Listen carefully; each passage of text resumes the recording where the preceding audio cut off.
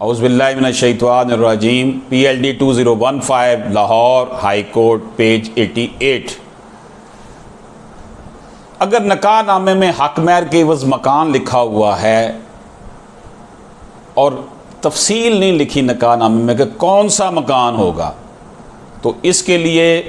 अदालत जो है वो रेवेन्यू अथॉरिटी को ये हदायत जारी करेगी, यानी पटवारी तहसीलदार वगैरह को, कि इसकी इंक्वायरी की जाए कि निकाह के वक़्त शोहर के नाम कौन सा घर था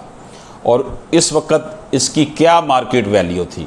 इस वैल्यू के मुताबिक जो कीमत होगी वो बीवी को अदा की जाएगी। अगर उसने मकान बेच दिया है या फ्रॉड कर लिया बाद में या नहीं दे रहा,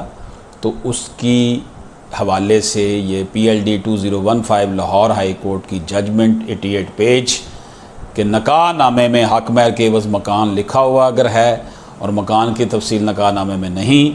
तो फिर फैमिली कोर्ट रेवेन्यू अथॉरिटी को ये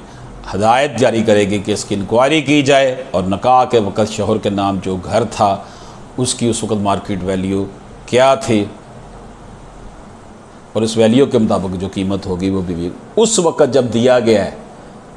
तो उसके बाद तो वो उसकी वैल्यू बढ़ती रहनी है।